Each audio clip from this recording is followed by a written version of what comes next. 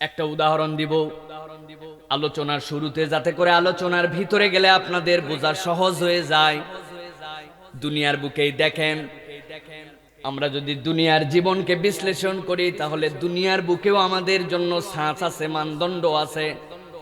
আপনাদের এলাকার একটা মানুষ সিদ্ধান্ত নিয়েছে বাড়ি বানাবে। একটা বাড়ি বানানোর জন্য বর্ষাকাল যখন থাকে ইটের ভাটায় যদি অগ্রিম টাকা দিয়ে দেয়, শীতকালের ইটের দামের থেকে তখন অর্ধেক দামে ইট পাওয়া যায়। বাড়িওয়ালা যারা বাড়ি করবে সিদ্ধান্ত নেয়, তারা আগে ভাগে ইটের ভাটার জন্য টাকা লাগায় দিয়ে আসে। ইটের ভাটার থেকে শীতকালে যখন ইটা চলে আসছে, বাড়ি বানানো শুরু হবে। মুরব্বির ছেলে বিদেশে থাকে, টাকা পাঠাইছে, সুন্দর একটা বাড়ি বানাবে। মিস্ত্রি সব রেডি, ইটা টিটা সব বাড়িতে চলে আসছে। মিস্ত্রি যখন বিসমিল্লাহ বলে কোপ দেওয়ার পরে ভিত যখন উপরে উঠেছে, এখন ওয়াল গাঁথতে শুরু করবে। ওয়াল যখন গাঁথতে গাঁথতে গাঁথতে এক ওয়ালের সাথে আরেক ওয়ালের যখন মিল দেওয়া লাগে, তখন আস্তে আস্তে গোটা গোটা কতগুলা ইটও কিন্তু নিজে নিজেই ভাঙা লাগে। লাগে কিনা? আমাদের ঢাকাতে মিস্ত্রিরা যেইটা দিয়ে ভাঙে, ওই হাতুড়িটার নাম হচ্ছে রাজমিস্ত্রির ভাষায় বাঁশলা। কি বলে?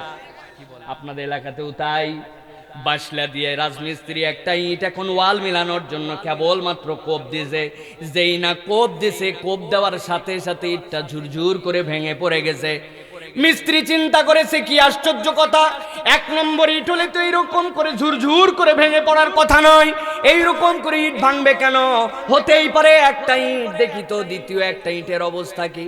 দ্বিতীয় আর একটা ইটা যেই না নিয়ে কোপ দেওয়ার সাথে সাথে দেখে আগের থেকে খারাপ অবস্থা। বলে এই খামালের ইট বাদ দে, আরেকটা খামালের থেকে যে নতুন ট্রাকে ইট আসছিল ওইখান থেকে একটা ইটা আনতো। ওই ইটে কোপ দেওয়ার পরেও মিস্ত্রি বুঝছে এই চালানের যত ইট পুরানোর মধ্যে ঝামেলা আছে, এইগুলা ইট আর যাই হোক এক নম্বর হয় নাই। বাড়িওয়ালারে ডাক দিত, বাড়িওয়ালা মুরব্বি বলছেন ভালো করে বাড়ি বানাবেন, কিন্তু আপনি যে ইট আনছেন এই ইট তো 1 বছর পরে লোনা লাগবে, এই ইট তো আপনার এক নম্বর নয়। মুরব্বির তো মাথায় খারাপ হতেই পারে না, 1 নম্বর ইটের টাকা দিছি, কেমনে 2 নম্বর ইট হয়? বলে আমার সামনে একটা ভেঙে দেখাও তো। মিস্ত্রি বলে 20 বছর ধরে ওয়াল গাঁথি, ইট কাকে বলে আমার জানাই আছে। একটা কোপ দিয়ে বাড়িওয়ালারে যখন দেখাইছে, বাড়িওয়ালারও বুঝতে বাকি নাই যে ইটটা 1 নম্বর ভালো হয় নাই। মোটরসাইকেল টান দিয়ে ভাটায় চলে গেছে। ভাটাওয়ালারে যায় বলছে, তুমি আরে দিলাম টাকা 6 মাস আগে, তুমি আমার সাথে এইরকম 2 নম্বর না করলেও পারতে, তুমি আমারে কেন 2 নম্বর ইট দিছো? ভাটাওয়ালা বলে আমার বাটায় 2 নম্বর ইটই বানাই না, আবার ইট দিব কোত্থেকে? কথা বাড়ায় না, আমার মোটরসাইকেলে চলো। বাড়িতে এক টানে ভাটাওয়ালারে নিয়ে হাজির। ভাটাওয়ালা বলছে, কোন মিস্ত্রি বলছে আমার বাটার ইট 2 নম্বর, একটু দেখাও তো। মিস্ত্রি বলে, গরম দিয়েন না ভাটাওয়ালা ভাই, আপনি ইটা বানান আর আমি ইটা গাঁথি, ইটা আপনিও চিনেন আমিও চিনেন। একটা কোপ দিয়ে আপনারে দেখাই। যেই না একটা কোপ দিছে, ঝুরঝুর করে যখন ইট ভেঙে পড়ছে, ভাটাওয়ালাও বুঝতে পারছে ইটটা ভালো পুরানো হয় নাই। কিন্তু যেই না ইটটা সামনে পড়ে গেছে, পড়ার সাথে সাথে ভাটাওয়ালা দিছে হেসে। ভাটাওয়ালার হাসি দেখে বাড়িওয়ালার মেজাজ তো আগের থেকেই খারাপ। উল্টা বলে, কি ব্যাপার, ইট দিছো 2 নম্বর, আবার এখন হাসো কেন? কয় চাচা, অনেক পিক আপ নিছেন আপনি, এখন একটু আমার কথা শুনেন আমি কি বলি। বলে কি বলি বলো তো? কয় মিস্ত্রি ইটটা একটু তুলতো বাবা। 2 খণ্ড ইট তুলেছে। কয় এবার যেরকমই ভাঙছে, এবার একটু জোড়া দে তো, 2টা মুখ 2টা জোড়া লাগাইছে। কবে উল্টা দিকে ঘুরায় একটু আমার দিকে দেখাতো। উল্টা দিকে ঘুরাইয়া যেই না দেখাইছে, এবার ভাটাওয়ালা জিজ্ঞাসা করে, চাচা বলেন তো ইটের গায়ের মধ্যে কি লেখা আছে? মুরব্বি বলতেছে, কি আবার লেখা থাকবে ইটের গায়ের মধ্যে? ইটের কোম্পানির নাম লেখা থাকে, কেবিসি, সিবিসি, এবিসি থাকে কিনা? কই ইটের গায়ের মধ্যে কেবিসি লেখা আছে। বলে চাচা, এই জন্যই তো আপনারে পড়তে বলছিলাম, আপনার ইট 2 নম্বর ঠিক আছে, আপনার কথাও ঠিক আছে, মিস্ত্রির কথাও ঠিক আছে, কিন্তু পিক আপটা ভিন্ন জায়গায় নিছেন আপনি। এই কেবিসি যে ইটের গায়ে লেখা, ওই ফ্যাক্টরিটা আমার না, ওই কোম্পানিটা আমার পাশের ফ্যাক্টরির। আপনার গরম যা নেন এখন ওই ফ্যাক্টরিতে যায় গরম নেন। মুরব্বি চিন্তা করছে, তাই তো বাবা, আসলে আমার ছেলে তো টাকা দিয়ে গেছিল, আমি বুঝি নাই বাপ, তোর সাথে অনেক উচ্চ বাচ্চ করছি, কিন্তু দেখছিস তুই ইট দিছে 2 নম্বর। আমি যাচ্ছি ওই ভাটাওয়ালার কাছে, যাওয়ার পরে খবর আছে ওর, আজকে দেখাবো। ও দুনিয়ার মানুষ ভালো করে খেয়াল করে দেখেন, সামান্য একটা ইট ওই ইটের গায়ের মধ্যে ABC KBC ওই ইটের গায়ের মধ্যে লেখা দেখে ভাটাওয়ালা যদি তার ভাটার ইট কিনা চিনে নিতে পারে, আমার আল্লাহ দুনিয়ার বুকে কোন মানুষগুলার জন্য আল্লাহর কাছে দয়া করবেন, আল্লাহর কাছে রহম করবেন? আমার আল্লাহর কি কোনো ছাঁচ নাই? আমার আল্লাহর কি কোনো মানদণ্ড নাই? আমার আল্লাহ রাব্বুল আমিন সূরা বাকারার 218 নম্বর আয়াতের মধ্যে আল্লাহ রাব্বুল আমিন সেই ছাঁচের বর্ণনা করে দিচ্ছেন। কোন মানুষগুলো আল্লাহর কাছে ওই দিন রহম পাবে, কোন মানুষগুলো আল্লাহর কাছে ওই দিন তার রহমতের আশা করতে পারে? আমি আল্লাহ রসুল আপনাকে বললাম, আপনার উম্মতের জন্য এই ছাঁচটা উম্মতকে আপনি জানায়া দেন। আল্লাহ আয়াতে কারিমা নাজিল করলেন, ইন্নাল্লাযীনা আমানু ওয়াল্লাযীনা হাজারু ওয়াজাহাদু ফি সাবিলিল্লাহ। আমার আল্লাহ রাব্বুল আমিন বলেন, ইন্নাল্লাযীনা আমানু ওয়াল্লাযীনা হাজারু ওয়াজাহাদু ফি সাবিলিল্লাহ।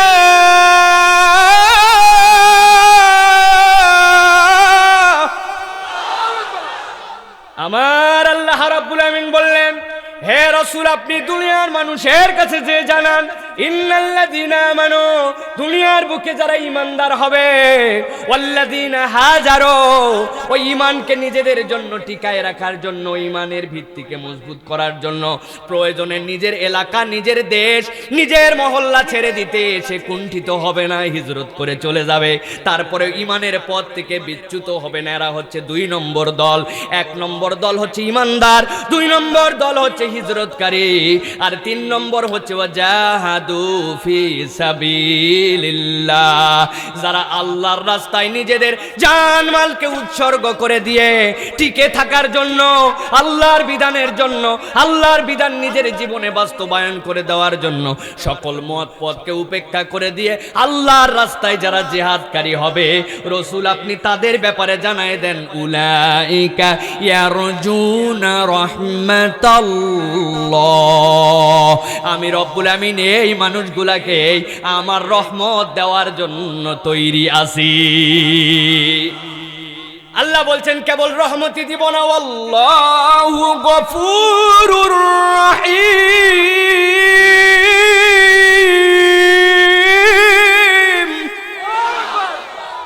আমার আল্লাহ বলছেন কেবলমাত্রই মানুষগুলার জন্য আমি রহমতই দিব না, আমি আল্লাহ রাব্বুল আমিন এই মানুষগুলার জন্য ঘোষণা দিয়ে দিলাম, আমি রব্বুল আমিন ওরা যতই ভুল করুক না কেন, আমি দয়াময় রব হিসাবে তাদের সব ভুলগুলাকে মাফ করে দিব। প্রিয় মুসলমান, আজকে তাহলে আমাদের আলোচ্য বিষয় হচ্ছে সূরা বাকারার 218 নম্বর এই আয়াতে কারিমার আলোকে আল্লাহর রহমত প্রাপ্ত শ্রেণীগুলার বুঝ এবং দল এবং পরিচয় সম্পর্কে জেনে নেওয়া। আপনারা রাজি আছেন? অনেকেই মনে করতেছেন ওয়াজ বোধহয় শুরু হয়ে গেছে। না ভাই, ওয়াজ এখনো শুরু হয় নাই, কেবল একটু আল বান্ধে দিলাম।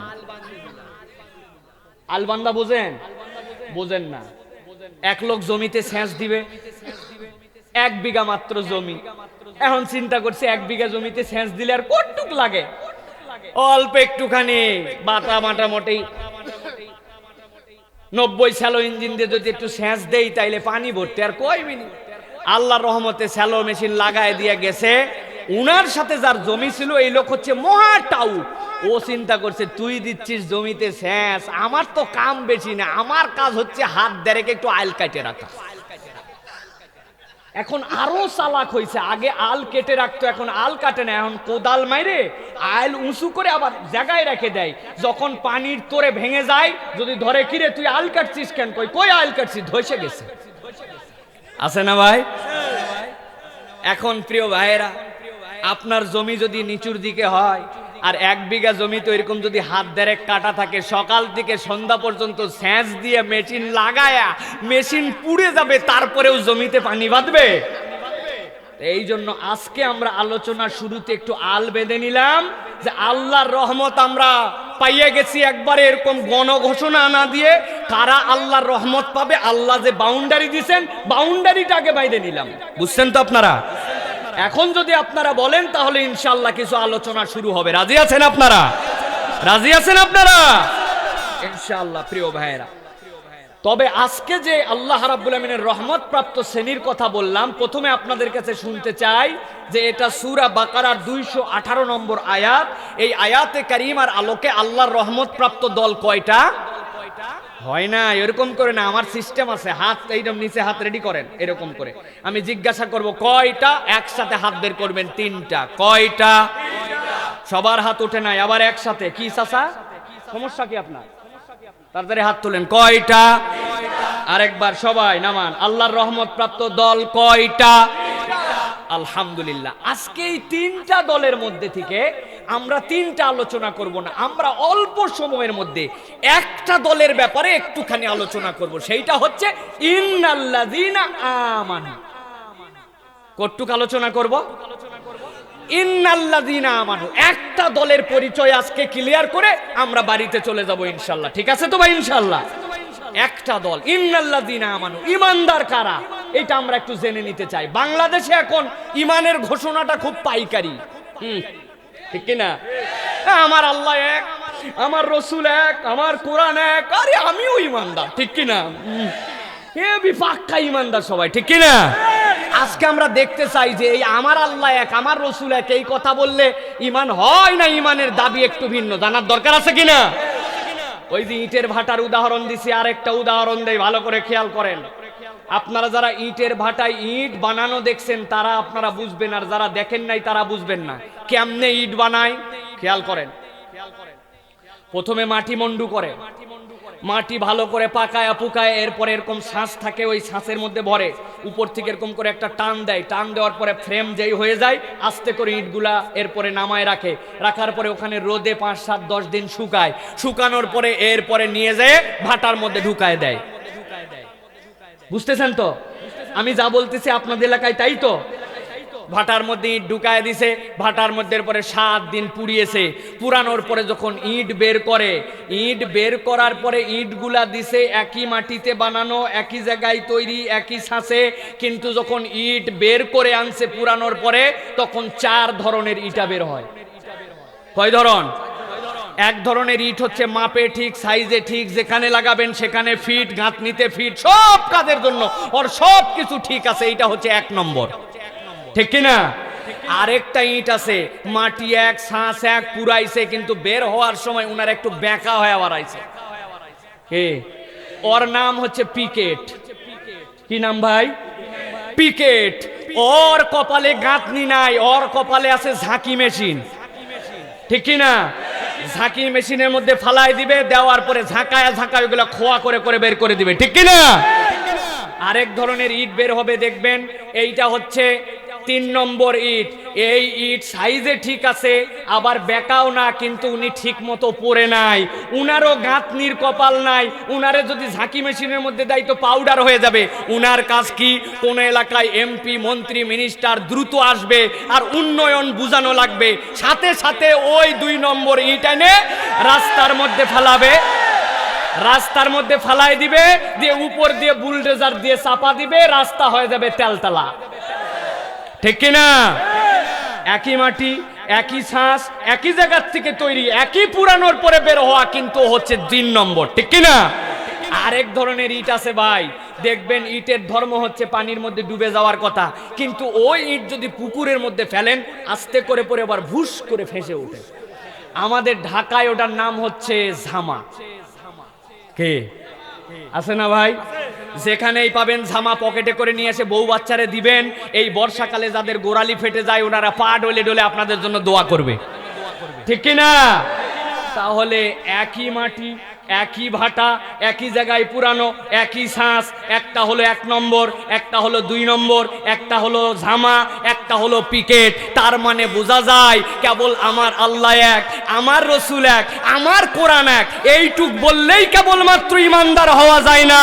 ঈমানদার হওয়ার জন্য আল্লাহ এবং তার রাসূলের পথ পদ্ধতি অনুযায়ী নিজের ঈমানকে বিশুদ্ধ করতে হয়, ঠিক কিনা? ভালো করে বুঝে নেন। এই জন্য আমি বলতেছি আজকে আমরা দেখব আল্লাহর রহমত প্রাপ্ত শ্রেণী 3টার প্রথম শ্রেণী হচ্ছে ইন্নাল্লাযীনা আমানু। আমরা অল্প একটু সময়ে কারা ঈমানদার, ঈমানের বিশ্লেষণকে এইটা একটু বুঝে নিব। বলেন আল্লাহুম্মা আমিন। প্রিয় মুসলমান, গভীর মনোযোগের সাথে বোঝার চেষ্টা করেন।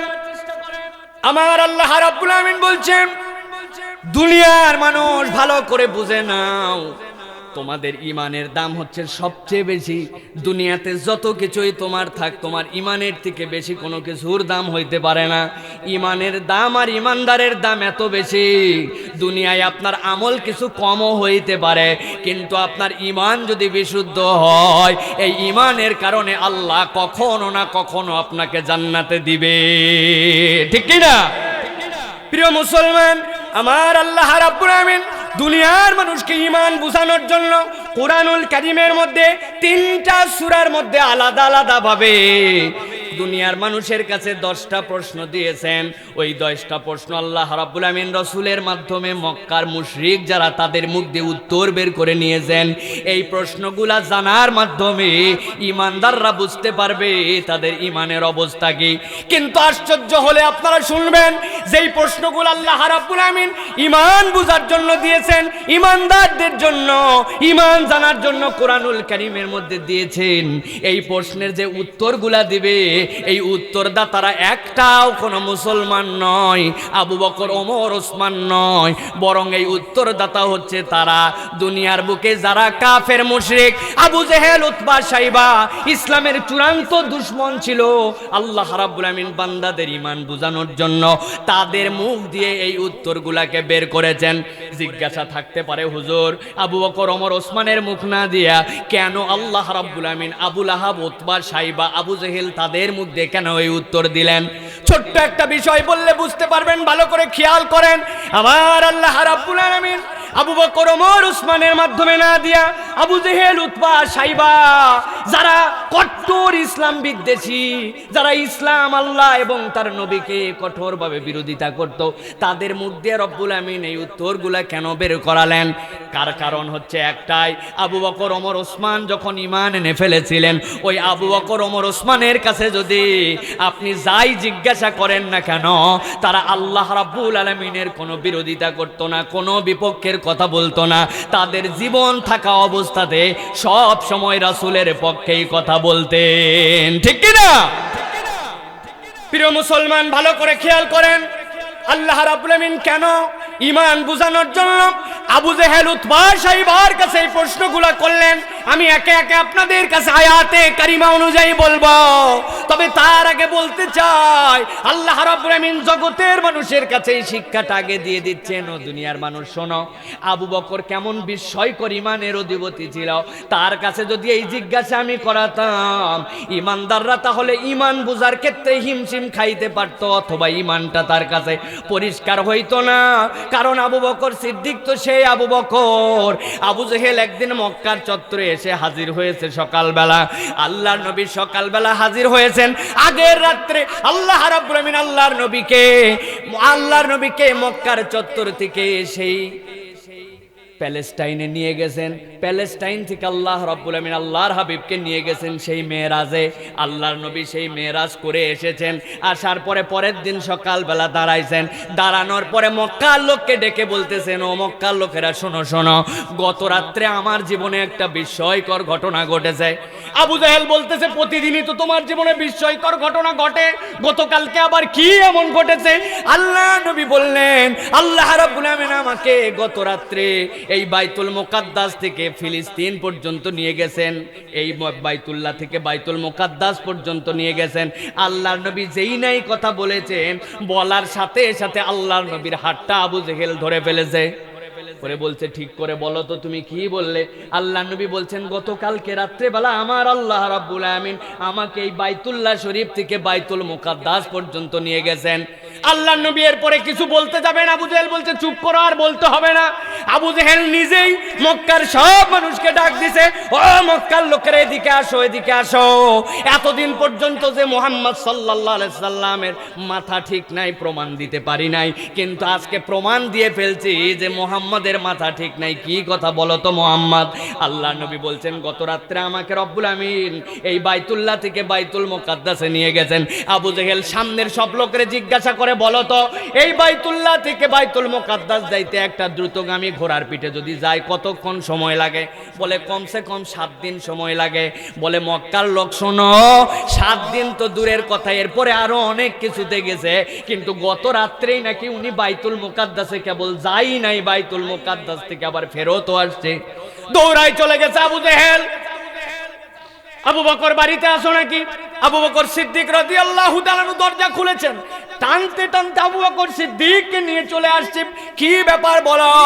বলে এতদিন পর্যন্ত তোমাকে বলছি মুহাম্মদ সাল্লাল্লাহু আলাইহি ওয়াসাল্লাম উল্টা পাল্টা কথা বলে, মুহাম্মাদের মাথা ঠিক নাই, কিন্তু প্রমাণ দিতে পারি নাই। আজকে প্রমাণ পেয়ে গেছি। কি প্রমাণ?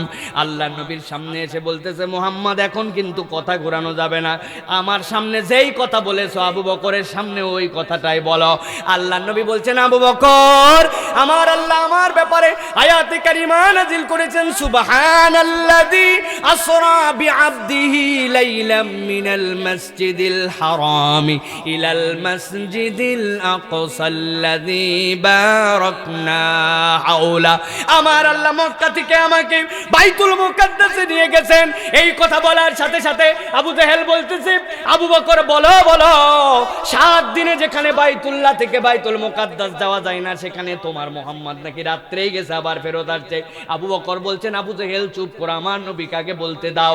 আল্লাহর নবী এরপরে বলছেন, আবু বকর আমাকে কেবলমাত্র এই বাইতুল মুকাদ্দাসে নয়, আমার আল্লাহ 7 আসমান ভেদ করে আমাকে বোরাক দিয়ে নিয়ে গেছেন। এই বোরাকটা এক এক ধাপ তার এত বড় ছিল, এক ধাপের থেকে 500 বছরের রাস্তা। ওই 500 বছরের রাস্তায় এক ধাপে দ্বিতীয় আসমান তৃতীয় আসমান পার করে আমার আল্লাহ আমারে সিদরাতুল মুনতাহায় নিয়ে গেছেন। সেখান থেকে ফজরের আগে আমার আল্লাহ কাবার চত্বরে আমাকে হাজির করে দিয়েছেন। আবু জেহেল বলতেছে, আবু বকর বলো বলো, এখনো বলো, তোমার সাথে যে কথা বলছে এতদিন যে মিথ্যা কথা বলে পাগল, প্রমাণ করতে পারি না, এখন তোমার মুখ দিয়েই শুনতে চাই। আবু বকর খানায় কাবার দিকে মুখ ফিরাইছেন, ফিরানোর পরে কাবার দিকে বলছেন, ওয়াল্লাহি রব্বুল কাবা, মুহাম্মদ সাল্লাল্লাহু আলাইহি ওয়াসাল্লাম আপনার ব্যাপারে আমি বলছি, সাদ্দাকতা ইয়া রাসূলুল্লাহ, সাদ্দাকতা ইয়া হাবিবাল্লাহ, আপনি মুহাম্মদ সাল্লাল্লাহু আলাইহি ওয়াসাল্লাম যা বলেছেন আমি আবু বকর বললাম, এক চুলো মিথ্যা বলেন নাই। অবশ্যই আমার আল্লাহ আপনাকেই সফর করাইছে। আমার আল্লাহ রাব্বুল আমিন বললেন, হে রাসূল, আপনার বংশের থেকে আবু বকরের খানদান কিন্তু কুরাইশি, কিন্তু আবু বকরকে আল্লাহ রাব্বুল আমিন এমন সম্মান দিলেন, আজকের থেকে আবু বকরের নাম কেবল আর আবু বকর আল কুরাইশি নয়, আবু বকরের নাম হচ্ছে সিদ্দিকে আকবর। তার থেকে বড় সত্যায়নকারী আসমান জমিনের নিচে আল্লাহর কোনো বান্দা আর হতে পারবে না। সুবহানাল্লাহ। সেই আল্লাহ রাব্বুল আমিন বলছেন, আমি যদি ঈমানের এই বার্তাটা, এই প্রশ্নগুলো যদি আমি আবু বকর, ওমর, ওসমানের মুখ দিয়ে করাতাম, ওরা তো না বুঝে আর বুঝে আপনি যা বলছেন তাতেই হ্যাঁ বলতো। কিন্তু আপনার উম্মতের ঈমান শেখানোর জন্য আমি রব্বুল আমিন আপনার কাছে এমন কতকগুলা প্রশ্ন দিলাম, যেই প্রশ্নগুলা তাদের কাছে নয়, এই প্রশ্নগুলা করা হবে আবু জেহেল, উতবা, সাইবা আর ইসলামের চূড়ান্ত দুশমনদের কাছে, ঈমান যাতে আপনার উম্মত বুঝতে পারে। আয়াতে কারিমা চলে আসো আল্লাহর নবীর প্রতি। আল্লাহ প্রথমে প্রশ্ন করতে পাঠালেন, আপনি যে জিজ্ঞাসা করবেন তাদের কাছে। কাদের কাছে? আবু জেহেল, উতবা, সাইবার কাছে। কুল্লিমানিল আরদু ওয়া মান ফিহা ইন কুনতুম তা'লামুন।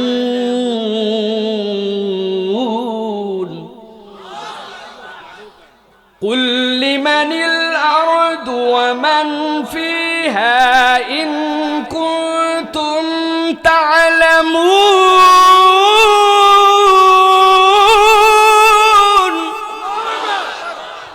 হে রাসূল, আপনি ওই আবু জেহেল, উতবা, সাইবা, যারা ইসলামের চূড়ান্ত দুশমন, যারা আপনার সাহাবীদেরকে ওই কাবার সামনে নির্মম নির্যাতন করে, একটু আগেই কাবার সামনে হযরতে সাইয়েদিনা বেলালকে নিয়ে আসছে।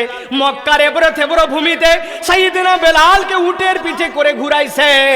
দোষ কি? একমাত্র দোষ আল্লাহর নবীর পক্ষে যোগ দিছে, আল্লাহর নবীর কালেমা কবুল করছে। এই অপরাধের কারণে আবু বকর রাদিয়াল্লাহু তাআলা আনহু তাকে কিনে আজাদ করার আগ পর্যন্ত ইচ্ছা মতো যে আবু জেহেল উতবা সাইবা কষ্ট দিতে, ওই আবু জেহেল উতবা সাইবার কাছে যে আপনি যে জিজ্ঞাসা করেন কুল্লিমানিল আরদু ওয়া মান ফিহা ইন কুনতুম তাআলামুন, ও আবু জেহেল উতবা সাইবার দল, তোমাদের কাছে জিজ্ঞাসা করছি, তোমরা বলো তো এই জমিন আর এই জমিনের ভিতরে যা কিছু আছে তার মালিক কে? আর এটা আপনাদের কাছে জিজ্ঞাসা না, আলোচনা বোঝেন আগে। এইটা আল্লাহ রাব্বুল আমিন জিজ্ঞাসা করছেন আবু জেহেল উতবা সাইবার কাছে। আপনার কাছে বললে তো আপনি বলবেনই আল্লাহ। আল্লাহ কোরআনুল কারীমের মধ্যে বলছেন সূরা মুমিনুনের 84 নম্বর আয়াত আর 85 নম্বর আয়াতে আমার আল্লাহ উত্তর দিচ্ছেন, ভালো করে খেয়াল করেন। ওই আবু জেহেল উতবা সাইবা যারা ইসলামের চূড়ান্ত দুশমন, তাদের কাছে যে আপনি জিজ্ঞাসা করবেন এই আসমানের মালিককে এই জমিনের মালিককে ঈমান বোঝার জন্য, তারা কি উত্তর দেয় দেখেন। আল্লাহ বলছেন সায়াকুলুনা লিল্লাহ সায়াকুলুনা লিল্লাহি কুল আফালা তাযাক্কারুন।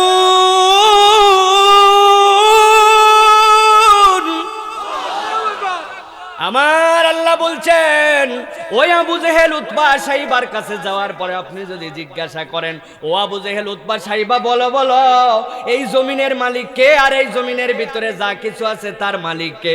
আল্লাহ বলতেন সায়াকুলুনা লিল্লাহ। ওই আবু জেহেল উতবা সাইবার দল এক মুহূর্ত দেরি করবে না, এক মুহূর্ত অপেক্ষা করবে না, চিৎকার করে বলবে অবশ্যই অবশ্যই এই জমিনের মালিক ও আল্লাহ, আর এই জমিনের ভিতরে যা আছে তার মালিক ও আল্লাহ। তাহলে আবু জেহেল উতবা সাইবা জমিনের মালিক আর জমিনের ভিতরে যা কিছু আছে তার মালিকের নাম কি বলেছিল? আপনার আমার কাছে যদি জিজ্ঞাসা করা হয় আসতে বলবেন না, জোরে বলেন তো জমিনের মালিক কে? জমিনের ভিতরে যা কিছু আছে তার মালিক কে? আবু জেহেল উতবা সাইবার কাছে জিজ্ঞাসা করার পরে কার নাম বলেছিল? আমার আল্লাহ রাব্বুল আমিন বলছেন রাসূল দুইটা প্রশ্নের উত্তর আপনার উম্মত পেয়েছে। এবার আপনি ওই আবু জেহেল উতবা সাইবার কাছে যান। আল্লাহর নবী কাবার চত্বরে খুব কম আসতেন, কারণ তার অন্তরটা ছিল বড় নরম। আল্লাহ দুনিয়াতে যত পয়গম্বর পাঠাইছেন আপনার আমার নবীর থেকে অন্তর নরমওয়ালা পয়গম্বর একজনও ছিল না। দিলটা তার দয়ায় ভরা, মানুষের জন্য তার মায়া আর মায়া। আল্লাহর নবী খবর পাইছেন আবু জেহেল উতবা সাইবা বিচার বসাইছে কাবার চত্বরে। কাবার চত্বরে বিচার হচ্ছে একজন বৃদ্ধা মহিলাকে ডেকে এনে জিজ্ঞাসা করছে, শুনলাম তোমার স্বামী নাকি ঈমান আনছে। হ্যাঁ ঈমান আনছে, তাতে তোমার কি? শুনলাম তোমার নাকি ছেলে ঈমান আনছে। বলে হ্যাঁ ছেলে ঈমান আনছে, তাতে তোমার কি? আবু জেহেল উতবা সাইবার সামনে ঈমানের দাপট নিয়ে এইরকম হুঙ্কার দিয়ে কোনো মহিলা কথা বলতে পারে নাই। বলে মানে কি বললেই হবে নাকি ঈমান ছাড়তে হবে? সাথে সাথে ওই মহিলা বলছে আমার স্বামীরটা খাই, আমার বাপেরটা খাই, আমার সন্তান, আর তোমার কথাই তো ঈমান আমি ছাড়তে পারবো না। যেই আল্লাহ আমার ঈমান দিছে ওই ঈমান আমি ছাড়তে পারবো না। বলার শেষ, হাতের মধ্যে বর্ষা ছিল, বর্ষাটা নিক্ষেপ করে দিছে রাগের মাথায়। ইতিহাস সাক্ষ্য দিচ্ছে আল্লাহর দ্বীনের জন্য, ইসলামের জন্য পৃথিবীতে কেউ কোনো পুরুষ প্রথমে জীবন দিতে পারে নাই। কাবার চত্বরে লজ্জাস্থান ভেদ করে বর্ষা বেরিয়ে গেছে। হযরতে সুমাইয়া রাদিয়াল্লাহু তাআলা আনহা শহীদ হয়ে গেছে। আল্লাহর নবীকে বলা হচ্ছে ওই আবু জেহেল ওই উতবা ভালো করে বুঝেন, তাদের কাছে যে জিজ্ঞাসা করবেন, কি জিজ্ঞাসা করবেন? আপনার উম্মতের ঈমান বুঝানোর জন্য তাদের কাছে আরো দুইটা প্রশ্ন জিজ্ঞাসা করেন। কি প্রশ্ন? কুল মার রাব্বুস সামাওয়াতিস সাবঈ ওয়া রাব্বুল আরশিল আযীম। যাওয়ার পরে জিজ্ঞাসা করবেন কুল মার রাব্বুস সামাওয়াতিস সাবঈ, ওই সাত তবক আসমানের মালিক কে? আপনি যে জিজ্ঞাসা করবেন, ওই আবু জেহেল উতবা সাইবার কাছে যাওয়ার পরে জিজ্ঞাসা করবেন আর একটা প্রশ্ন, ওই যে আরশে আজিমের প্রতি রব্বে কারীম অধিষ্ঠিত, ওই আরশে আজিমের মালিকানা টাকার, ওই আবু জেহেল উতবা সাইবার কাছে যেই দুইটা প্রশ্ন আপনি করবেন, আল্লাহ বলছেন ওদের কাছে জিজ্ঞাসা করতে দেরি, ঠোঁটের মাথায় তাদের উত্তর রেডি। যেই লোকটা একটু আগেই হযরতে সুমাইয়াকে শহীদ করেছে, সেই আবু জেহেল উতবা সাইবার কাছে যেই না জিজ্ঞাসা করা হয়েছে, বলো তো 7টা আসমানের মালিকানা কার, আর আরশে আজিমের মালিক কে? এক মুহূর্ত দেরি না করে আল্লাহ বলছেন আমি আল্লাহই উত্তর জানাই দিচ্ছি। ওরা কি উত্তর দিবে? সায়াকুলুনা লিল্লাহি কুল আফালা তাত্তাকুন। আল্লাহ বলছেন তারা এক মুহূর্ত দেরি না করে উত্তর দিবে। মুহাম্মদ কান খাড়া করে শুনে নাও, তুমি কি মনে করেছো আমরা অন্য কারো নাম বলবো নাকি? অন্য কারো নাম আমরা বলবো না। অবশ্যই ওই 7 তবক আসমানের মালিকও আল্লাহ, ওই আরশে আজিমের মালিকানাও আল্লাহ। এবার আপনাদের কাছে জিজ্ঞাসা করি, টন টন করে উত্তর দেন তো। আপনার আমাকে যদি লাখ লাখ টাকা ডোনেশন দিয়ে, ঘুষ দিয়েও কেউ যদি ঈমান হারা করার জন্য জিজ্ঞাসা করে, 7 আসমানের মালিক কে? কে? ঘুমাই গেছেন? 7 আসমানের মালিক কে? ওই আরশে আজিমের মালিকানা কার? আবু জেহেল উতবা সাইবাকে এই দুইটা প্রশ্ন করার পরে কার নাম বলেছিল? আমার আল্লাহ রাব্বুল আলামিন রসুলকে বলছেন, রসুল 4টা বিষয় তো বুঝলো, জমিন আর জমিনের ভিতরে যা কিছু আছে, আসমান আর আসমানের উপরে সেই আরশে আজিমের কথাও বলা হলো, সবগুলার কথা তো আবু জেহেল উতবা সাইবার দল বলল। এবার যান, আপনি যাওয়ার পরে আর একটুখানি জিজ্ঞাসা করেন তো 2টা প্রশ্ন। এই 2টা প্রশ্ন তাদের কাছে শুনেন। সূরা মুমিনুনের মধ্যে আল্লাহ রাব্বুল আমিন বলছেন, এই আয়াতে কারিমা জুলা যখন আল্লাহর নবীর প্রতি আসতেছে, তখন মক্কায় সাহাবীদের প্রতি এমন অত্যাচার, যেই অত্যাচারটা আমরা মাথার মধ্যেও নিতে পারবো না, কল্পনার মধ্যেও নেওয়ার ক্ষমতা নাই। বনি তামিম গোত্রে ছিলেন হযরতে খুবাইব রাদিয়াল্লাহু তাআলা আনহু, হযরতে খাব্বাব রাদিয়াল্লাহু তাআলা আনহু। মক্কার মানুষ নয়, ইরাক থেকে তাকে মক্কার লোকেরা ডাকাতি করে বেঁধে নিয়ে আসছে। বেচারি এত অ্যারিস্টোক্রেট ফ্যামিলির মানুষ, কিন্তু মক্কায় নিয়ে আসার পরে যখন এক মহিলার কাছে বিক্রি করে দিয়েছে, বিক্রি করার পরে মহিলা তাকে খামারের কাজ দিছে। হযরতে খাব্বাব রাদিয়াল্লাহু তাআলা আনহু এত ট্যালেন্ট মানুষ ছিলেন, অল্প দিনের মধ্যে এমন ভাবে তলোয়ার বানানোর বিদ্যা রপ্ত করেছেন, পুরা জাজিরাতুল আরবে তার তলোয়ারের সুনাম ছড়ায় পড়ছে। খাব্বাব যেই তলোয়ার বানায় এমন ধার ওঠে, এত সুন্দর বানাইতে পারে, এরকম তলোয়ার বানানোর কেউ নাই। একদিন আল্লাহর নবী তার দোকানের সামনে এসে হাজির, মুহাম্মদ তুমি কি আমার কাছে তলোয়ার বানাবে নাকি? না না না। বলে তুমি যদি বলো তুমি মক্কার সবচেয়ে শরীফ মানুষ, আমি সবার আগে তোমার তলোয়ার বানায় দিব। আল্লাহর নবী বললেন, আমি তো তলোয়ার বানাতে তোমার কাছে আসি নাই। ও খাব্বাব, তোমার কাছে আমি একটা কালেমার দাওয়াত নিয়ে আসছি, যেই দাওয়াতটা তুমি যদি কবুল করো, দুনিয়াতেও তোমার জন্য আল্লাহ ইজ্জত বাড়াবেন, আর পরকালে তোমার জন্য অসীম এক জান্নাতের ঠিকানা বলে দিবেন। হযরতে খাব্বাব এক মুহূর্ত দেরি না করে আল্লাহর নবীর ভালোবাসায় আপ্লুত হয়ে কালেমা পড়ে ফেলছেন। যেই না কালেমা পড়ছেন, তার মালিক জেনে ফেলেছে মহিলা মালিক অত্যাচার করতে পারে না, মক্কার দুষ্ট ছেলেদের কাছে ছেড়ে দিয়েছে। যেমনে পারো খাব্বাবরে অত্যাচার করো। কে না জানে খাব্বাবের প্রতি কি অত্যাচার হয়েছে। হযরত ওমরে ফারুক একদিন বলতেছেন, আমি আমার জীবনে এইরকম একজন বয়স্ক বড় মানুষ এরকম তো কাউরে দেখি নাই, যার পাঁজরের হাড্ডিটা পেটের সাথে লেগে আছে, পিছন দিক থেকে যার পাঁজরটাই দেখা যায় না। হযরত ওমর ভালো করে জানতেন, সাহাবীদের ঈমান বুঝানোর জন্য বললেন, খাব্বাব বলবে নাকি ইয়াং জেনারেশনের জন্য কি হয়েছিল তোমার?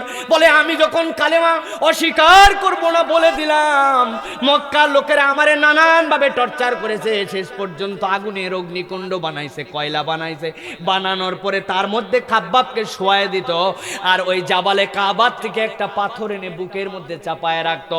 যতক্ষণ না আমার রক্ত, আমার শরীরের ওই রক্তের মাঝ থেকে পানি আর আমার চামড়া দিয়ে ওই আগুন না নিভে যায় ততক্ষণ পর্যন্ত আমার বুকের থেকে পাথর নামাইতো না।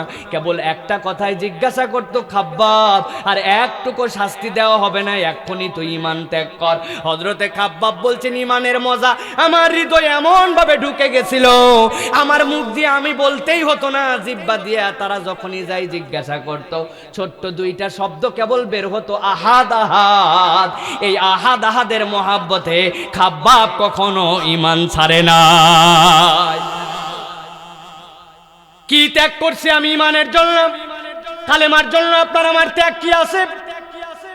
জীবনে আল্লাহর নবীর একটা সুন্নত পালন করার কথা বললে কত অজুহাত আমরা দেই। আর যেই সাহাবীদের ঈমানের বিনিময়ে আজকে আমরা ঈমান পেয়েছি, ইসলাম পেয়েছি, এরকম আনন্দের পরিবেশে কোরআন শুনতে পারছি, এই কোরআনের জন্য আমাদের কোনো ত্যাগ নাই, কোরআনের জন্য আমাদের কোনো মায়া নাই। কোরআনের পক্ষে আমাদের এখন পর্যন্ত স্লোগান পর্যন্ত দেওয়া বন্ধ,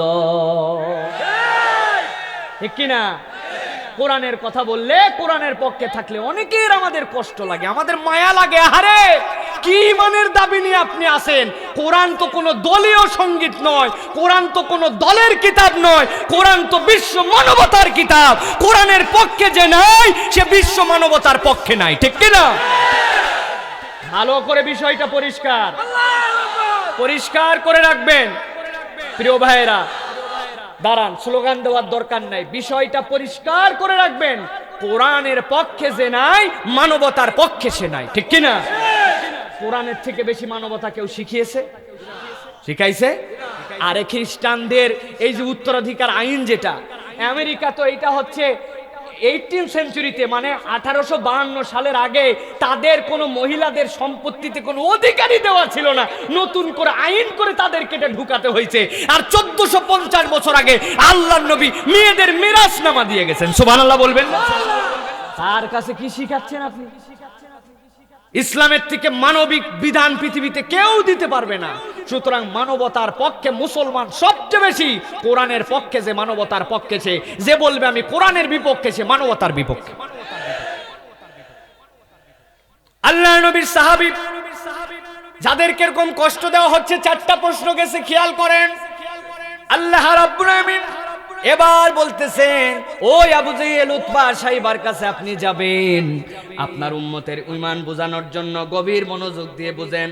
আল্লাহ বলছেন যে জিজ্ঞাসা করবেন, কুল মান বিয়াদিহি মালাকুতু কুল্লি শাইইন ওয়া হুয়া ইউজিরু ওয়া লা ইউজার। قل من بيده ملكوت كل شيء وهو يجير ولا يجار।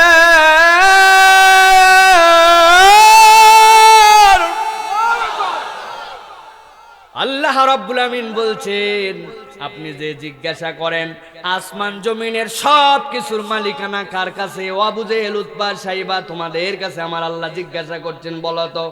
মালাকুতু কুল্লি শাই ওয়া হুয়া ইউজির।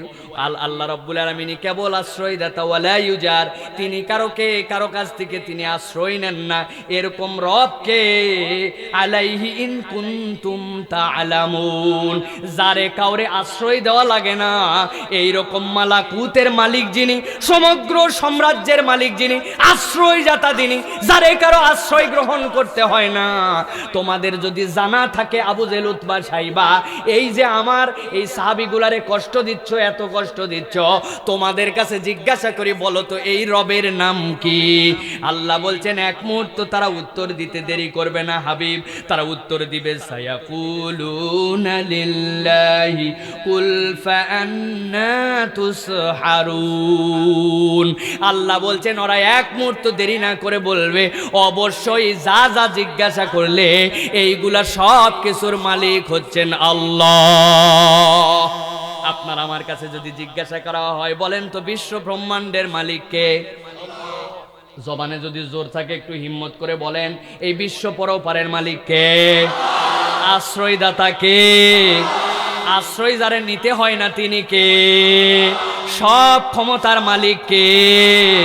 আবু জেহেল, উতবা, সাইবার কাছে এই প্রশ্ন করার পরে কার নাম বলেছিল? আমার আল্লাহ রাব্বুল আমিন বলছেন, হে রাসূল, আপনি এবার জিজ্ঞাসা করবেন যে সূরা ইউনূসের মধ্যে 31 নম্বর আয়াতে কারিমার আলোকে আল্লাহ এবার 4টা প্রশ্ন দিচ্ছেন। এই 4টা প্রশ্ন এমন প্রশ্ন, এই 4টা প্রশ্নের মধ্যে এমন ধরনের শিক্ষা আল্লাহ রাব্বুল আমিন দিয়েছেন, ঈমান বোঝানোর জন্য ভালো করে ক্লিয়ার করে বোঝেন।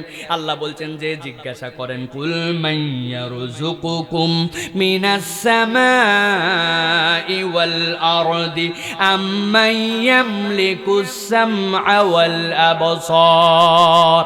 রাসূল, আপনি যে জিজ্ঞাসা করবেন, কুল মাইয়ারযুকুকুম মিনাস সামাই ওয়াল আরদি আম্মান ইয়ামলিকুস সামআ ওয়াল আবসার,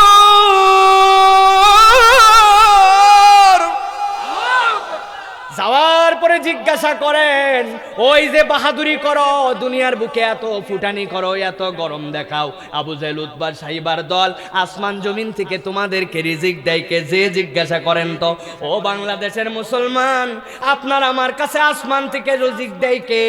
এইটা বোঝা কিন্তু বড় বেশি সহজ, কিন্তু আরবের মানুষের কাছে কিন্তু এই প্রশ্নটা বোঝা বড় বেশি কঠিন। কেমন করে বলেন তো? আপনি কোনো একটা দানা কেবল ফেলে রাখছেন, আসমান থেকে একটু পানি নিচের থেকে যদি একটু স্যাঁতস্যাঁতা পায়, পরের দিন সকালবেলায় যেয়ে দেখেন ট্যাঙ্ক বাড়ায় গেছে, ঠিক কিনা?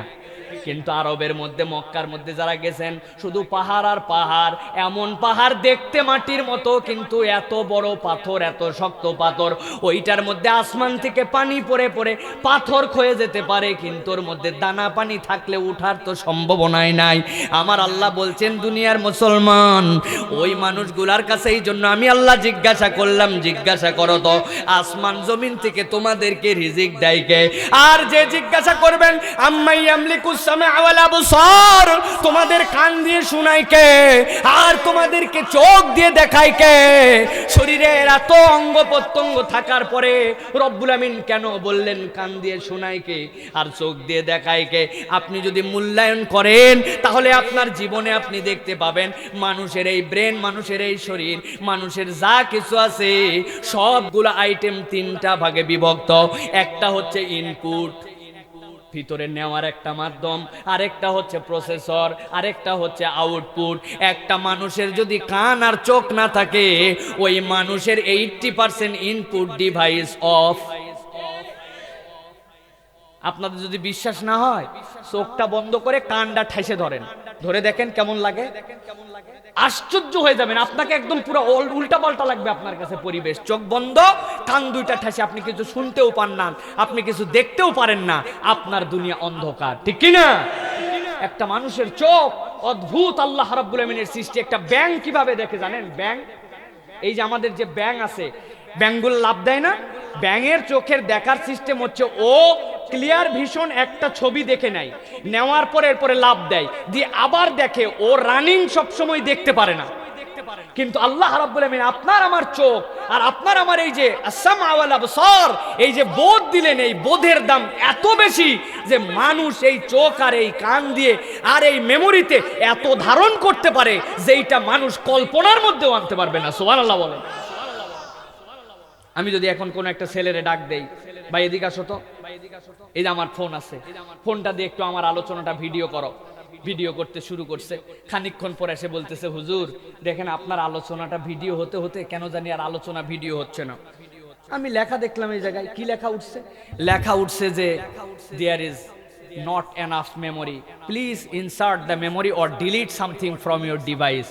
ভাই, আপনার মোবাইলে যদিও 40 জিবি, কিন্তু হুজুর আপনার মোবাইলে এত পরিমাণ ওয়াজ নসিহত আছে যে আপনার মোবাইলে আর পর্যাপ্ত মেমোরি নাই, আপনি পুরাতনগুলা ডিলিট করে নতুন কিছু আবার যদি ঢুকাতে চান ফালায় দেন, বলে কিনা?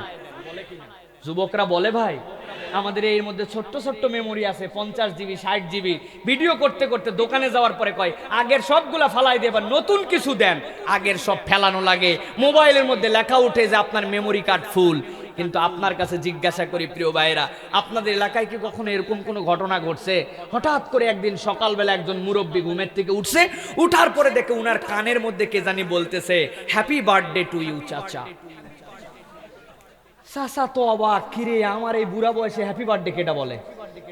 চাচাকে এবার বলতেছে, চাচা আজকে তো আপনার জন্মদিন, today you 70 years old. If you want to see any new scene, please delete something from your head because your memory of head is already full.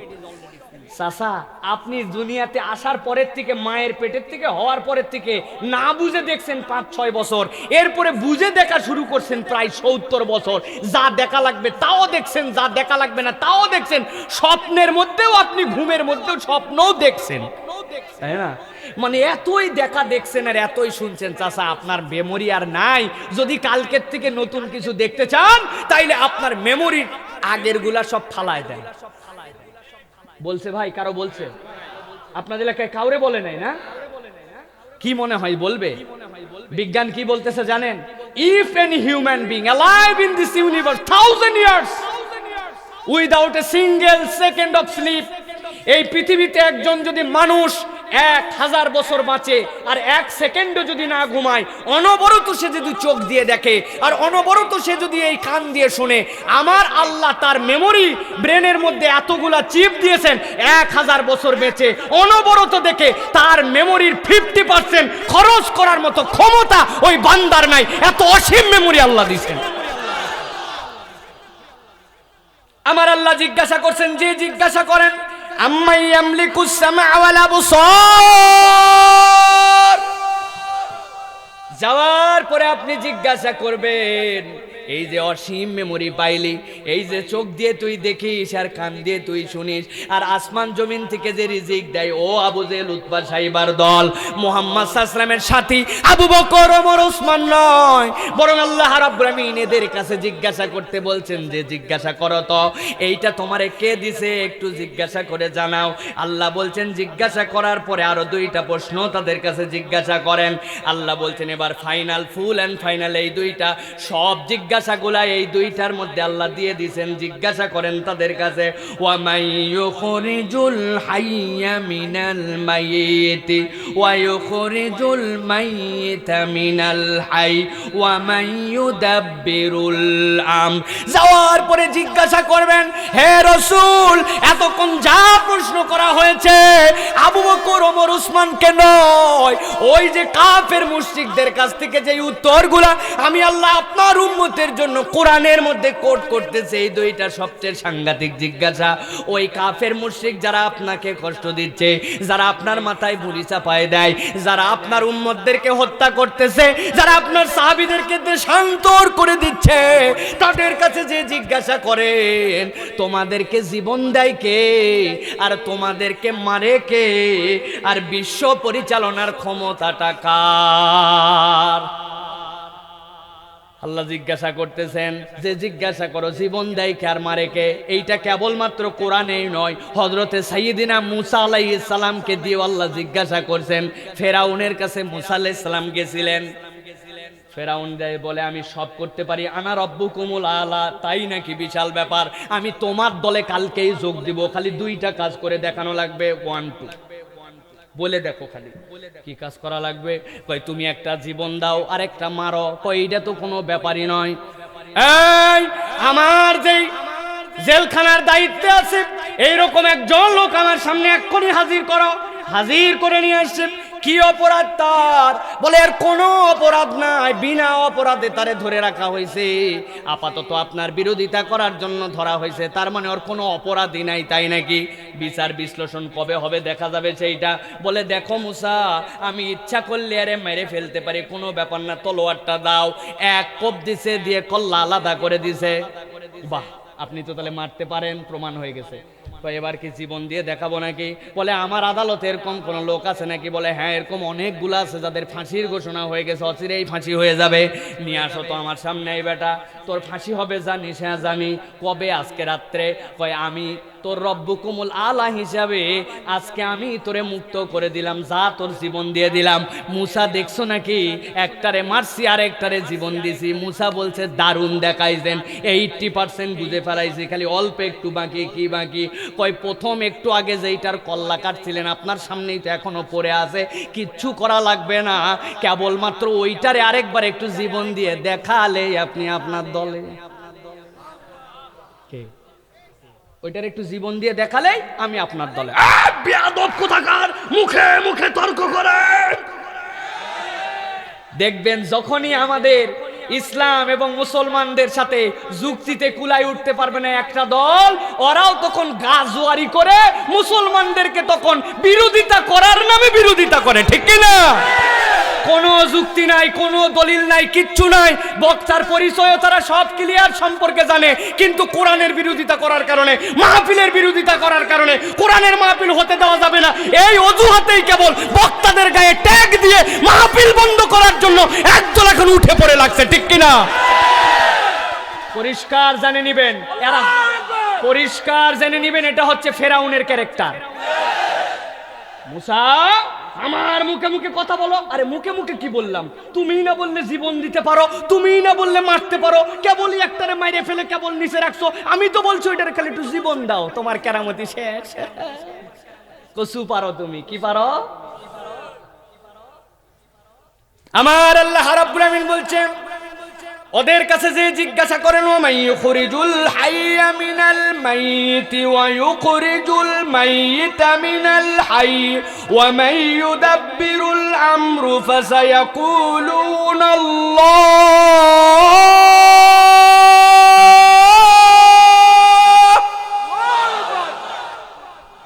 আল্লাহ বলছেন, হে রাসূল, আপনার উম্মতের জন্য ঈমান শিখানোর একদম সব শেষ ধাপ, আর কিচ্ছু লাগবে না। ওদের কাছে যে জিজ্ঞাসা করবেন, রিজিক দেয় কে? বলো তো, তোমাদের কাছে জমিন থেকে রিজিক দেয় কে? তোমাদেরকে চোখ দিয়ে দেখায় কে? তোমাদেরকে কান দিয়ে শোনায় কে? তোমাদেরকে জীবন দেয় কে? তোমাদেরকে মারে কে? এই বিশ্ব ব্যবস্থাপনার পরিচালকের নাম কি? আল্লাহ বলছেন, এক মুহূর্ত দেরি না করে আবু জেহেল, উতবা, সাইবার দল সবাই একত্রিত হয়েছে। হওয়ার পরে বলছে, মুহাম্মদ, মনে করছো কার নাম না কার নাম বলবো? কান খাড়া করে শুনে নাও, আমি তোমাদেরকে বলে দিচ্ছি, এইগুলা যা বলছো সবগুলার মালিকই হচ্ছে আল্লাহ। এবার মুসলমান, আপনাদের সাক্ষ্য দেওয়ার বালা, বলেন তো, আসমান জমিন থেকে আপনাকে আমাকে রিজিক দেয় কে? জোরে বলবেন কে? চোখ দিয়ে দেখায় কে? কান দিয়ে শোনায় কে? জীবন দেয় কে? মারার ক্ষমতা রাখে কে? বিশ্বজাহানের পরিচালক কে? এই প্রশ্নগুলার উত্তর যখন জানতে চাওয়া হয়েছিল, আবু জেহেল, উতবা, সাইবা কার নাম বলেছিল? কার নাম বলছে? আমার আলোচনা শেষ, আলহামদুলিল্লাহ। আমার আর আলোচনা নাই, আলোচনা আলহামদুলিল্লাহ শেষ করে দিলাম। ঐতিহাসিক একটা ঝামেলা আজকে আমরা মিটাই ফেললাম, ঠিক কিনা? ঐতিহাসিক ঝামেলা ছিল, এর আগ পর্যন্ত আমরা জানতাম আবু জেহেল, উতবা, সাইবা ইসলামের চূড়ান্ত দুশমন। আজকে আমরা বুঝতে পারলাম, ওরা সব প্রশ্নে জীবন দেয় আল্লাহ, মারে আল্লাহ, খাওয়ায় আল্লাহ, দেখায় আল্লাহ, শোনায় আল্লাহ, আসমানের মালিক আল্লাহ, আর শাজিমের মালিক আল্লাহ, জীবন দেয় আল্লাহ, বিশ্ব চরাচর আল্লাহ, আর সব আল্লাহ। ওরাও বলছে আল্লাহ, আমরাও বলছি আল্লাহ, আর আমাদের কোনো ঝামেলা নাই, এখন আমরা ভাই ভাই, তাই না? কেন? আপনারাই তো বলছেন একটু আগে, ওরাও সব বলছে আল্লাহ, আমরাও সব বলছি আল্লাহ, তাহলে আমাদের আবার ঝামেলা কোথায়? ঝামেলা আছে কিনা? এই দুইটার মধ্যে পার্থক্য আছে কিনা? ওইটা জানার দরকার আছে কিনা?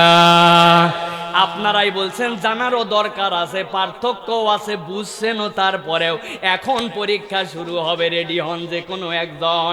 আমি দাঁড় করাবো আর জিজ্ঞাসা করব, যারে আমার মন চাবে তারে। রেডি? 10 সেকেন্ড সময়। অনেকেই চিন্তা করছে, আলোচনায় আসলে আসতে চাইছিলাম না, মধ্যেই চলে যেতে চাইছিলাম, কি দুঃখে যে এতক্ষণ থাকলাম।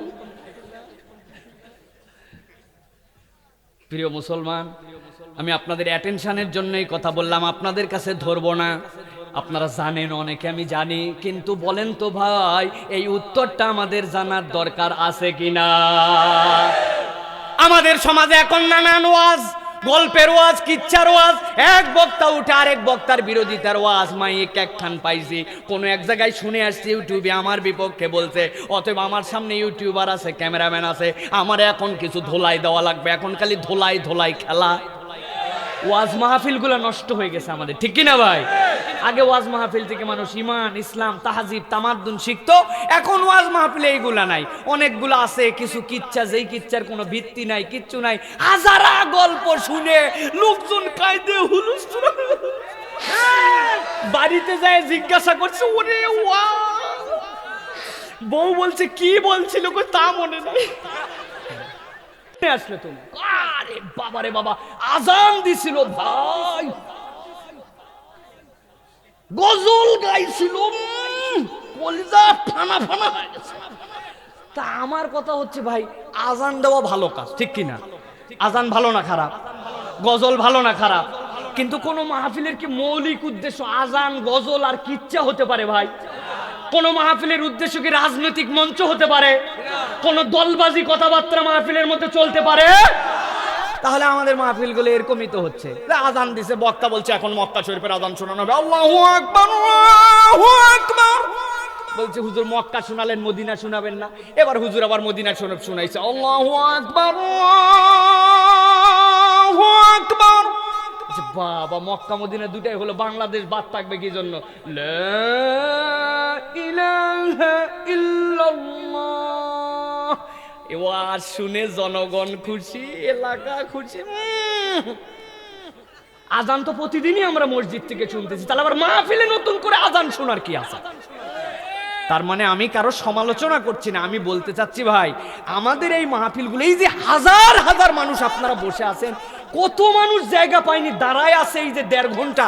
এই মানুষগুলা যদি ইমান, ইসলাম, অন্তত কোরআন সুন্নাহর কিছু বুঝ নিয়ে না যায়, তাহলে তো আল্লাহর কাছে আমরা বক্তারাও দায়ী হব, ঠিক কিনা ভাই? এত কষ্টের আয়োজন, তাহলে আমাদের এই জিনিসগুলি জানার দরকার আছে কিনা? তাহলে প্রিয় ভাইয়েরা, আবু জেহেল, উতবা, সাইবার সবগুলা বলছিল আল্লাহ, আমরাও বলছি আল্লাহ। এই দুই আল্লাহ বলার মধ্যে পার্থক্য আছে, সেটা জানার দরকার আছে কিনা? আমাদের সবার কি সেই জ্ঞান আছে? সবার নাই, নাই নাই, সবাই জানে না। পরে জিজ্ঞাসা করে দেখেন জাতীয় সংসদের খুঁটি কয়টা, লাভ দে বলে ফেলবে। বিসিএস ক্যাডার বলবে না? জাতীয় সঙ্গীত কে লেখছে, শেখ হাসিনার জন্ম তারিখ কত, জিয়াউর রহমান মারা গেছে কত তারিখে, বাংলাদেশে কয়টা বিআরটিসি বাস আছে, তারপরে হচ্ছে বাংলাদেশের বিমান কয়টা, সেনাবাহিনীর সদস্য কয়জন, সেনাবাহিনীর সদর দপ্তর কোন জায়গায়, বীর শ্রেষ্ঠ কয়জন, বীর শহীদ কয়জন, স্বাধীনতা দিবস কোন দিন, হাত ধোয়া দিবস কোন দিন, বিশ্ব গন্ধ দিবস কোন দিন, বিশ্ব টুপি ধোয়া দিবস কোন দিন, মুজা খোলা দিবস কোন দিন, আছে না ভাই? ওরে আল্লাহ রে আল্লাহ, দুনিয়ার যা লাগবে তাও জানে, যা লাগবে না তাও জানে, দুনিয়ার সব জ্ঞানের হাফেজ। কিন্তু উনারে যদি ধরা হয়, আরে আবু জেহেল তো সব দোষটাই বলছিল আল্লাহ, তুইও বলিস আল্লাহ, পার্থক্য কি? জানা নেই, হুজুর জানে। আমাদের ইমাম সাহেব জানে না? ওই ইমাম সাহেবের পিছনেই তো নামাজ পড়ি, ইক্তেদাই তো বিহাজ আল ইমাম। ওই ইমামও জানে, আমিও জানি। একই দিন মরা লাগবে, একই কবরে যাওয়া লাগবে। ইমাম আপনার হয়ে তাহলে উত্তর দিবে নাকি আমাদের প্রত্যেকের জানা লাগবে? প্রিয় মুসলমান, এবার আসেন আমরা জেনে নেই আল্লাহ রাব্বুল আমিন বলছেন, রাসূল আপনি ও আবু জেহেল, উতবা, সাইবা, এই মানুষগুলা সব আল্লাহ বলল ওদের কাছে 3টা জিনিস জিজ্ঞাসা করেন। গভীর মনোযোগ দেন, আমার দিকে তাকান। আল্লাহ নবী সকালে গেছেন, যাওয়ার পরে দেখছেন কাবার চত্বরে একজন একটা কালো ধরনের একটা দুম্বা নিয়ে আসছে, ছাগল নিয়ে আসছে। আনার পরে লাত নামক যে মূর্তিটা আছে, মূর্তিটারে নামাইছে কাবার ভিতর থেকে, এক কোপ দিয়ে ওই ছাগলটারে জবাই করছে, রক্তটা একটুখানি লাতের মাথার মধ্যে দিয়েছে, সেখান থেকে একটু নামাইছে, নামার পরে রক্তটা একটা কাপড়ের মধ্যে মুছছে, মুছার পরে ওই কাপড়টার মধ্যে নিছে, কাবার চত্বরটা আবার মুছে দিছে, দেওয়ার পরে ওই ছাগলটারে মানুষের মধ্যে দান করে দিয়ে চলে গেছে। তার কিছুদিন পরে দেখছেন হঠাৎ করে একজন একটা বড় মুরগি নিয়ে গেছে, মোরগ নিয়ে গেছে, যাওয়ার পরে মানাত যেইটা আছে ওই মানাতের সামনে মাথাটা ঘাড় মটকায় দিছে, মানাতের মাথার মধ্যে একটু রক্ত ফেলছে, ওই রক্তটা যখন বয় আসছে একটা বাটির মধ্যে নিছে, বাটির মধ্যে একটু পানি নিছে, নেওয়ার পরে চলে আসছে। কিছুদিন পরে দেখছেন ওই একটা মানুষ ওই কাবার চত্বরে গেছে, দুধ দিয়ে ওই উজ্জা যেইটা উজ্জার মাথার মধ্যে দিছে, দিয়ে ধুয়ে দিছে। ধুয়ে দেওয়ার পরে সেই দুধের কিছু অংশ নিজের গায়ের মধ্যে লাগাইছে, মুখের মধ্যে লাগাইছে। লাগানোর পরে সেখানে একটা কাপড় দিয়ে মুছে নিয়ে চলে আসছে। আল্লাহ নবী তাদের কাছে জিজ্ঞাসা করছেন, ও মক্কার লোকেরা, তোমরা যে জিজ্ঞাসা করলাম আর তোমাদের আল্লাহ আয়াতে কারিমা নাজিল করে বললেন তোমাদেরকে খাওয়ায় আল্লাহ, পড়ায় আল্লাহ, জীবন দেয় আল্লাহ, মারে আল্লাহ, তাহলে ওই লাতের কাছে, মানাতের কাছে, উজ্জার কাছে কেন গেছিলে? কাফের মুশরিকরা বলতেছে, তোমার কি ধারণা যে ওই লাত, উজ্জা, মানাত, হবল ওরা আমাদেরকে খাওয়ায়, ওরা আমাদেরকে জীবন দেয়, ওরা আমাদেরকে মারে, এই জন্য বোধহয় গেছিলাম? না না না, এই জন্য যাই নাই। তো কেন গেছিলে একটু ব্যাখ্যা করো তো।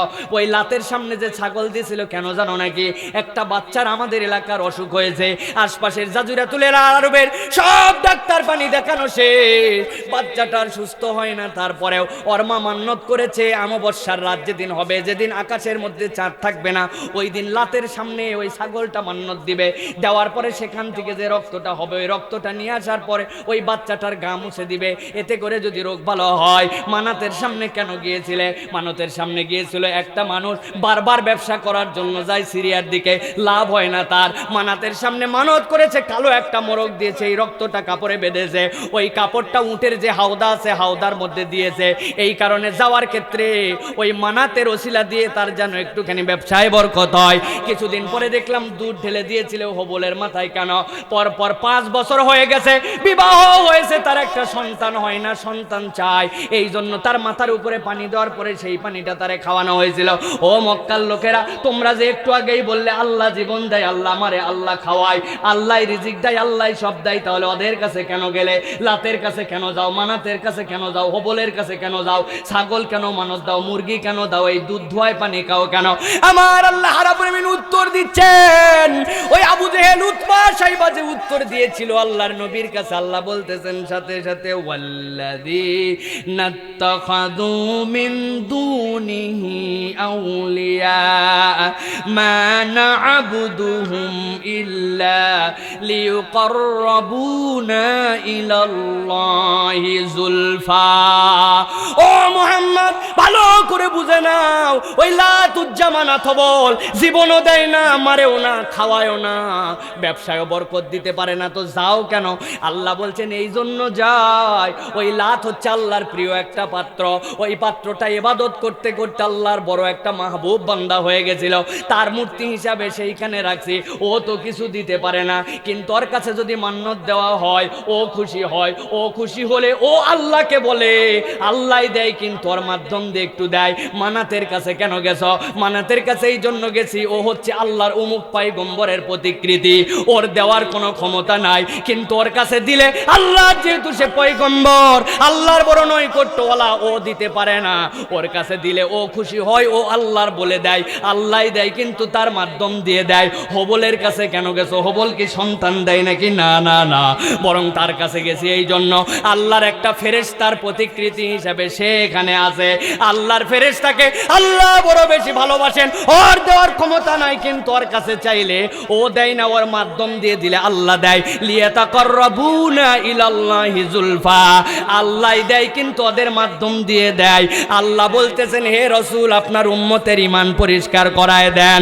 ওরা যতই বলুক আল্লাহ খালিক, আল্লাহ মালিক, আল্লাহ জীবন দেয়, আল্লাহ মারে, আল্লাহ খাওয়ায়, আল্লাহ আরশের মালিক, আমি আল্লাহ বললাম, এই ঈমান রাখার কারণে এদের একজনেরও ঈমান হয় নাই। ওয়াহুম মুশরিকুন, তারা সবাই মুশরিক, সবাই মুশরিক। সুতরাং দুনিয়ার বুকে যারা এই রকম ভাবে 1000 কোটি বার আল্লাহ খালিক, আল্লাহ মালিক বলুক, কিন্তু আল্লাহর ইবাদতের মধ্যে যদি কেউ ভায়া মাধ্যম বানায়, আল্লাহ বলছেন তার ঈমান দুনিয়ায় পূর্ণ হয় না।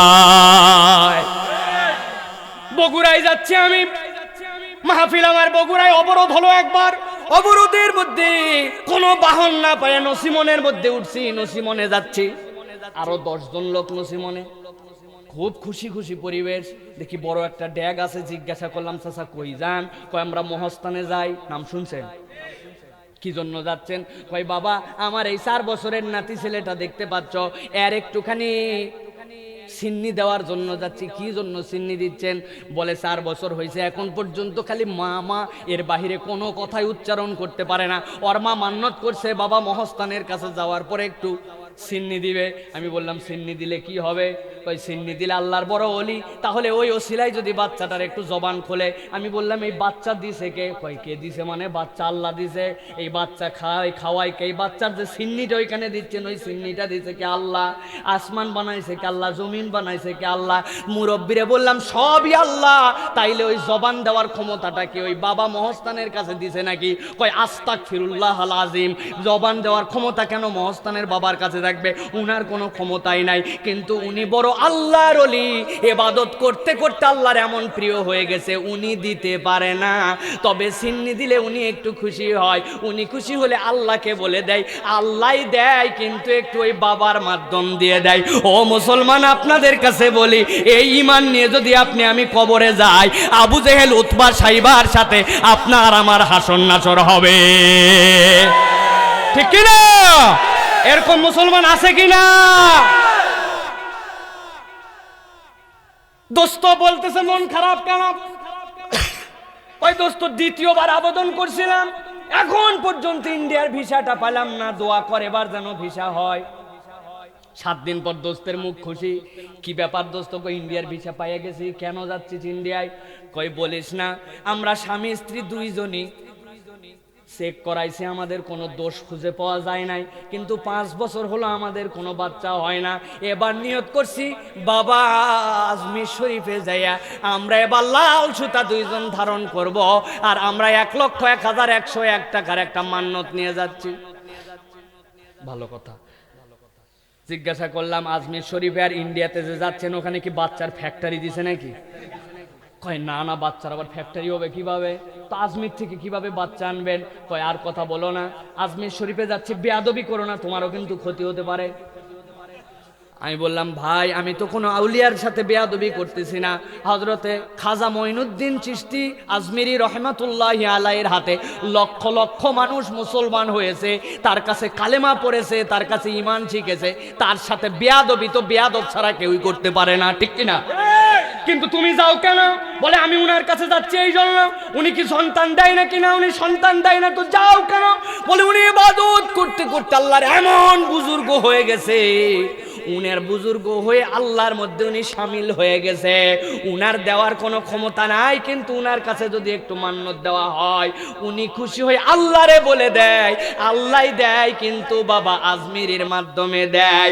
এই ঈমান নিয়ে যদি আপনি আমি দুনিয়ায় চলি, 1000 কোটি বার আল্লাহ খালিক আল্লাহ মালিক আর 5 ওয়াক্ত নামাজ পড়েন না কেন, আপনার ঈমান আর আবু জেহেলের ঈমানের মধ্যে পার্থক্য নাই। এরকম ইমানদার আমাদের এলাকায় আছে ভাই? আছে, অনেকগুলা আছে। আমার আল্লাহ এক, আমার নবী এক, আমার কোরআন এক। আমি বলি সবগুলাই একই ভাটার, কিন্তু তুমি পিকে,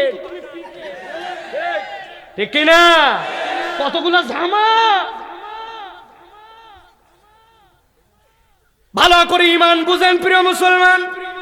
ঈমান যদি না বুঝি, দুনিয়ার বুকের থেকে আমাদের বিপদ আর বিপদ।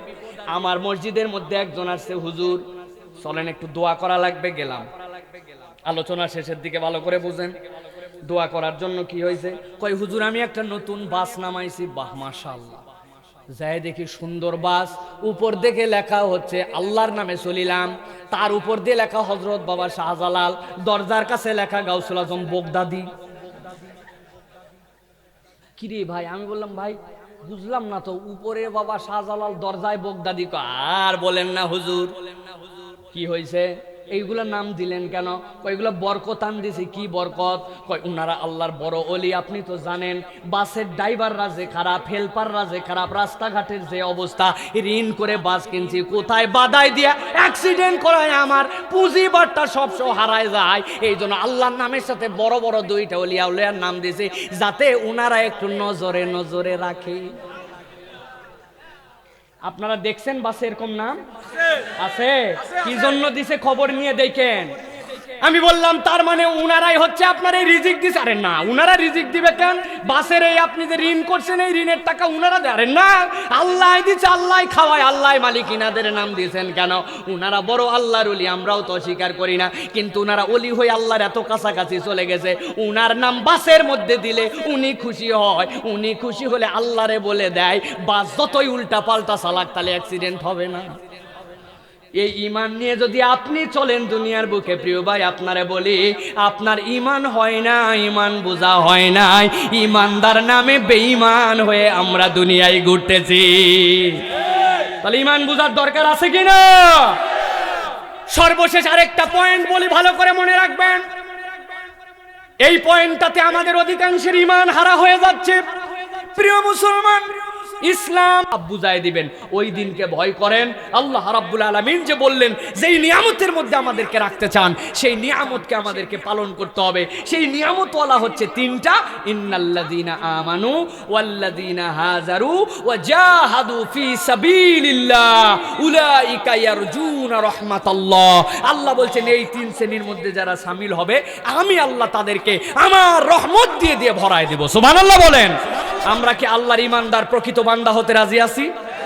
হাত দুইটা টান টান করে তুলে আল্লাহকে দেখান, টান টান করে তোলেন।